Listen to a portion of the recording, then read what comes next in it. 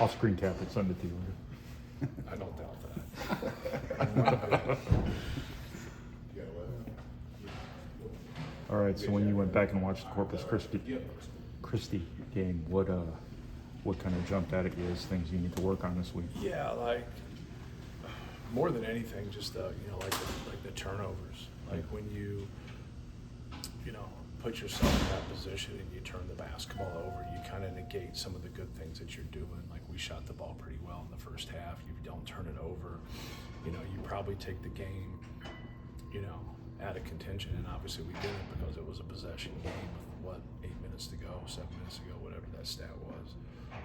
So I think that's the first and foremost, but I think it's also like a good lesson for them that you have 7 turnovers in both of your first games, so you think that's okay, we're going to be good, and you're never okay in that area. You're always working on taking care of the ball, you're always working on rebounding, and you never get to where you got that figured out and you're going to be fine. Even though sometimes numbers will say that, it can rear its ugly head, and that's not just our team, that's every team in college basketball, throughout the years. So when you turn it over and you allow, I think we allowed 11 layups at one time, probably more during the course of the game. So you're giving them layups and you're getting some transition layups. We didn't have our guy be a safety a couple times. They just got to run out and the guy just didn't go back on D. He went and rebounded instead. And so you just can't have that loss of concentration. And then defensively, we got to do a better job of containing the dribble. We got to do a better job of keeping the ball out of the paint. I think that's when a lot of good things are going to happen for the opposition, is when they're living on the paint, whether that's deep post-ups or drives or offensive rebounds or sometimes just sacrificial cuts, right? Somebody's diving, somebody's cutting really hard to draw people in and they throw it out. Then you get into a bad closeout, then they drive you, and now you're in scramble mode and you're just helping. So you got to have your defense built to help, but you can't live in help. If you're just living in help and helping all the time and nobody can contain the dribble, you're making the game really hard on yourself. So we got to do a better job of staying out of rotations, but yet once it does happen, being aware of what's going on and just simply keeping the ball in front of us. From an offensive execution perspective, how's your screening? Our screening's okay. Sometimes we don't wait on some things, and you got to be able to wait. It just depends on if you're screening on the ball or you're screening away from the ball. We screen away from the ball a lot. Sometimes when you watch a game, you'll watch the basketball, you don't watch things away, so you don't really notice it. Then when you watch tape, you obviously notice it, right? But we put a lot of time in on screening, whether you're switching, not switching, however you're handling the ball screen stuff. So they're fully aware going into the game what's probably going to happen and how we're going to go about it. But anytime something shifts, it's just basketball. You just have to adjust to what they're doing. But it's coming along. It's not something that, you ask somebody what they're working on in June and July. Hey, what are you working on? You know what? I've been screening my ass off here in open gym. I think coach is going to play me. But guys that screen and guys that rebound and defend, it helps their cause. It helps our cause. Braden Smith's workload on offense. Is there a concern about sustainability for the whole year to do as much as he does? No, he's fine. He's perfectly fine. He could play another game after the game. It's one of those things where that's mental. If that's something that bothers him, he's allowing that to bother him. It's the physical piece of it is what you work towards. The one thing that jumps out when you're a high school kid and you come and play in college is how hard you have to play. But every 4 minutes there's a timeout. And then we got our timeouts too, and you got halftime. It's a hell of a concept. It's hey, play hard for 4 minutes, get a breather. Play hard for 4 minutes. Well, he's getting ready to go and practice, and he's going to practice hard for 2 straight hours. And we're not sitting around calling media timeouts. He can get a drink when he wants. He can but we're going to practice, and we're going to be there. And so learn to use your energy, but just keep working on your stamina. Keep playing on both ends, because that's what great players do. But he didn't pick the ball up. He picked the ball up probably 10 to 20% of the time. I'm probably being a little generous there. So Jakari can do it, CJ can do it. Cam and actually Miles do it at times. They go pick the ball up. So he does it a little bit, but not a lot. So it kind of shows you how good of a player he is, because his numbers are off the charts, and he didn't have that good of a game. you're asking for more toughness or physicality, whatever word you want to use, from Daniel right now. Right. How do guys like him, especially first few games, how do they get that mindset before they've had that physical growth that you're expecting over? Yeah, well, he's played. He played high-level prep school basketball. He's played USA basketball. Like he played on the EYBL circuit. So he's played against real players his age. Now it's the part of playing against real players that are older than you. And you're going to have some issues, but just embrace the physicality of the game and don't give into it. Keep fighting it. Keep working on getting lower, keep working on hitting first, and then making a play. Like sometimes guys don't understand, like you're hitting to be in a better position so you can make a play. You're not hitting for the sake of hitting. Whether you're on a line in football and you're hitting somebody as an offensive lineman, you're doing either pass protecting or it's your run game. Like there's a scheme to what you're doing. You got to be able to be physical, but you got to also do what you're supposed to from a scheme. And that's his whole deal, like being able to hit or get hit and still get the rebound, hit or get hit and still get the ball. So like just the functionality of it is really important. Is this one of the? Oh. Go ahead. I was going to did he? I can't remember. Did he come here and then go away for the USA basketball thing he just did, and then come back, or did he go there first inning? I think he went there first. Okay, I just couldn't remember if you noticed any difference between before and after that. He went there first. Yeah, that's what I thought. First, yeah. Okay. Act like I'm on the committee or something. Is this one of the better shooting teams you've ever coached? 3-point wise, anyway. Yeah, they got to be better than second in the country. Because last year we were second in the country, right? So, and that's what like the previous year after that, like you got to understand our top volume shooters, Fletcher, Braden, Mason, Lance, 3 of those 4 were with us the year before, and we were, we didn't have a very good number, right? And everybody said, hey, you got to improve your shooting. And, those guys were good shooters that just didn't shoot well. Obviously I've watched them and been around. So I think that's it. One of the things that I really work towards with those guys is like improve somebody's shooting by being a good decision maker. Like if you're constantly catching the ball at your ankles or at your head, go out there and shoot 100 shots and let somebody throw you where you catch 100 at your ankles, 100 at your head, and 100 right here, and you're a good shooter. Now if you're an awful shooter, it's going to be horrendous. Because people don't make very many shots where they're tagging people out at second base or they're catching the ball over their head.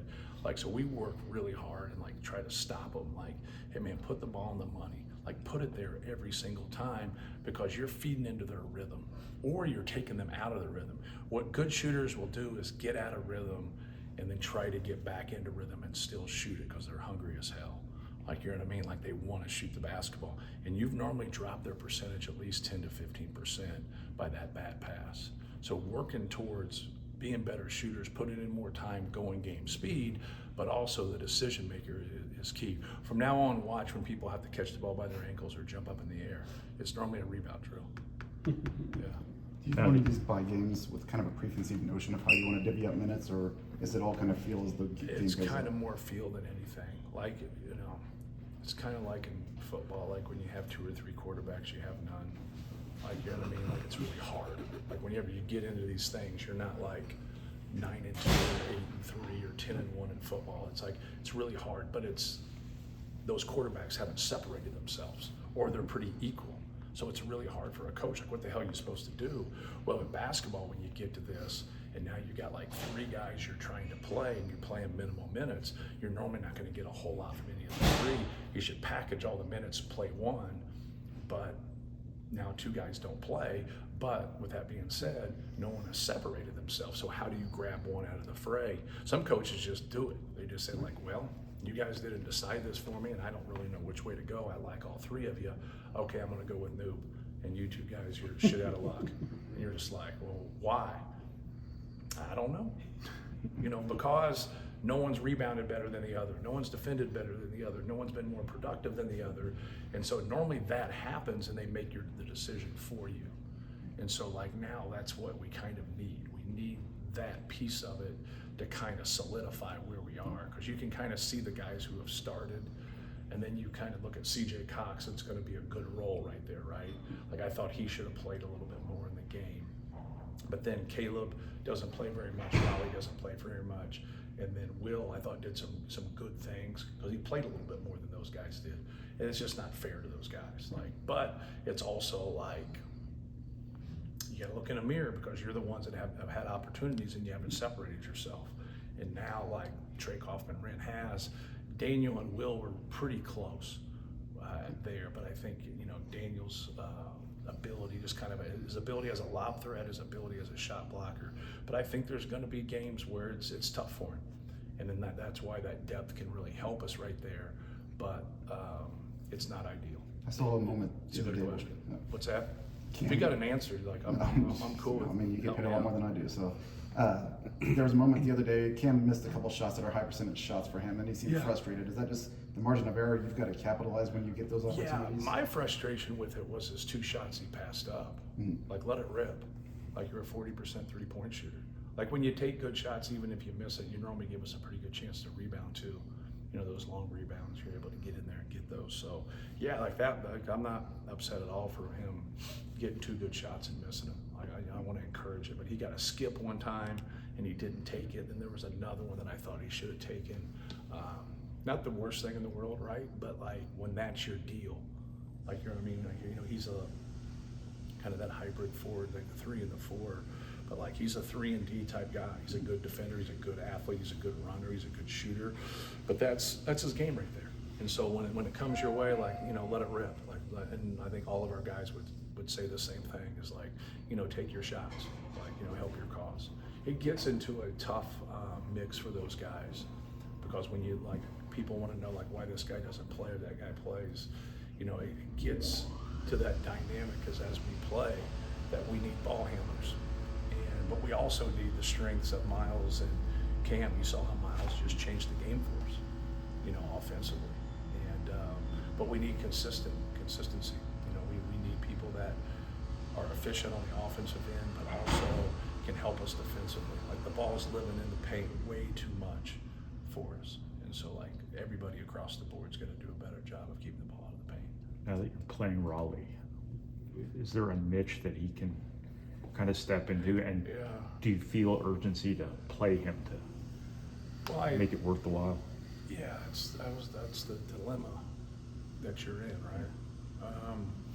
He can shoot and he can post. Like, he gives us a combination that not everybody on our team has. He has the physical ability, like, to guard Ryan Kalkbrenner the other day, which was a really good sign, especially when he turns around and gets 49 points in his first game. Kind of shows you a good player. And he was just in for a little bit, but he showed the ability to guard, a center, and like now, like, kind of working towards guarding 4s and being able to do it. But he has a complete package, where not everybody on our front line has that complete package.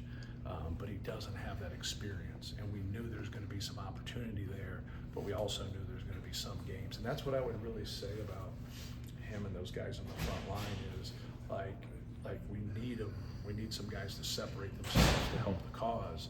But if they don't, and this continues, there's going to be times where we need him, and there's going to be times where we don't, and that's just that, and so like there could be games where he might not get in. There could be games he plays 5 to 10. There could be games he plays 10 to 15. But with that being said, like, you just got to stay ready, and that was something that I really talked to him about and expressed. I said, you need to know, the worst case scenario and the best case scenario, and it probably lies somewhere in between. But I don't know. Like, that's if I knew, I would just tell him what to do. I'd say, hey, you need a red shirt, or like, hey, this is cool. We don't even need to meet. We're good. And his is circumstantial, right? It's not just always his play. It's others' play too. There's proposals out there of taking the football model of red shirts and applying that to other sports. Would that have helped your situation here, Yes. or? Yeah, we've tried to do it also. Why we haven't been able to get to that point, I don't know. So Is there any sort of explanation as to why the 2 sports are so different? guys, like, if you want to have another talk about the NCAA and the decisions that have been made, like, across the board with everything, from a portal to the name, image, and likeness, to eligibility, to recruiting, to like, I've never, their area of compliance like befuddles me. how we have people that are just absolutely openly like not doing what they're supposed to do, and why we can't, you know, hold these people accountable, and why we glorify them because they win basketball games. Like it blows my mind. So How often do you have conversations with players about their playing time? really have conversations with them on their production, because your production leads to playing time, right? So it's like, instead of like you talking about how much you're playing, I talk about how we can get better, how we can improve. Like trust comes into it a lot. Like if like you're a big dude and you have ball screen rules, you have post defensive rules, you on other screens, like you have rules to that, like in what you do. Like how well do you rebound? How well do you keep people off the glass? How well do you offensive rebound? Do you know what you're doing? Do you know our set plays? Do you know our press offenses? Do you know what we're doing? We're attacking a zone. Like I can keep going if you need me to. So there's a lot that encompasses it, right? So like that's what we do. We watch a lot of tape. We watch a lot of individual tape, and then we try to get them to understand through time and process what they're supposed to do. And now that's their job to be able to go out there and serve that and be functional and help us win. Because what it really comes down to is what value you bring to our team. Like, do you bring a value to our team to where like I just can't take you out? Like that's what you're supposed to do as a player. Like force that coach to absolutely have to play you. Like force his ass. Like just like make it difficult as hell as you can. And be like, no, I'm living on this ground. I'm taking charges. My energy, like we have some guys on the team that are really good dudes, man, and they play hard. Their energy is so low, they don't help anybody else. They just are like, I'm just kind of in my own world. I'm just kind of here. I'm just kind of quiet, and I'm just gonna kind of not play, right? And so like bring energy. Like when you bring energy and you go out there and you compete your ass off and you know what you're doing and you bring value to our team, like man, I can't get enough of you. Because that leads to winning, and that's what it comes down to. So I don't sit back and talk about minutes as much as guys, even though I'll be like rational with them about, hey man, do you really want to do this when you're redshirt? Because you might not play or 5 to 10 minutes, or you might play more if you improve. So I break it down to them, but it's the functionality that leads to winning. It's like, man, he doesn't do this or he doesn't do this, and like I don't have a bias. Like I told our team yesterday, like I don't play Fletcher Lawyer more than the other guys because I like him more than you guys. I play him because he's more productive than you guys. He's more intelligent than you guys. He actually speaks. He actually talks. He actually takes what the coaches give him and takes it to our team. Not to say that other people don't do that on our team, but we have some guys that just stay in their little lane and they stay in their little world, and you can't do that. Like you gotta, I mean, this is my passion and this is my time and this is what I put in, and damn it, it matters. And I'm not gonna sit here and play 10 minutes when I'm more talented than somebody else. It doesn't have to do with you being more talented, it's with you being more productive. You're more talented to me, but I get more shit done than you. You gotta play me.